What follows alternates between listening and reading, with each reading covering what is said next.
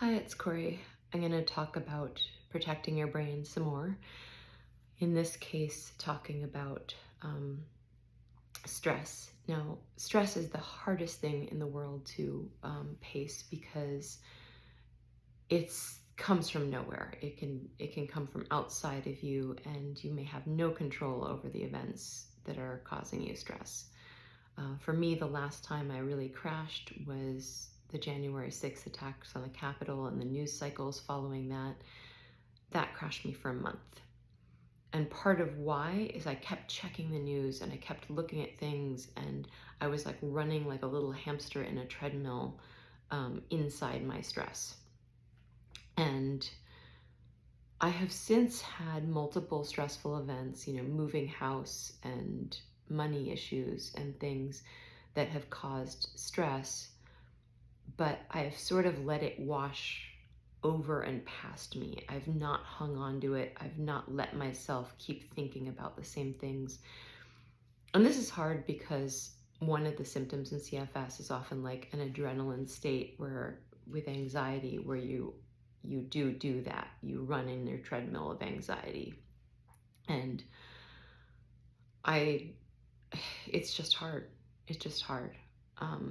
And the practice of letting things go and wash over and past you is like there's major religions founded on that. It takes years of work. It took me like 2 years to figure out how to pace properly, and to include that in it. But it's hard. But that's the goal, is to work to where you're letting the stress wash over and past you. With emotional things, like it can help with friends and family to make a code word of some kind, like either if your sensory stimulation is too high or if it's too emotional for you, just to have like a word.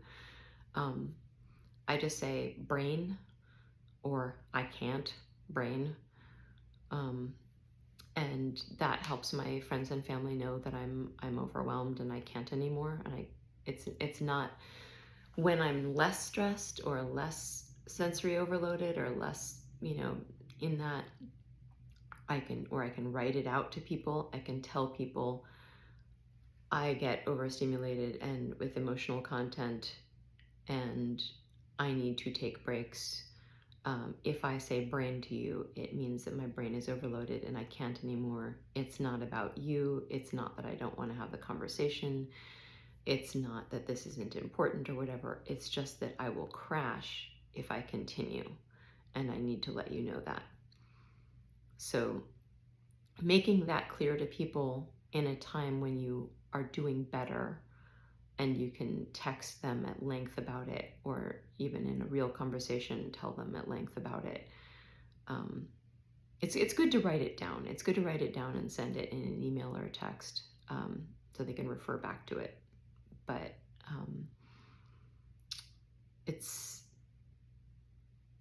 having those like sort of code words for this is too much for me is really important with friends and family. And so they know, reiterate, stress, it is not you, it is my brain not able to handle this.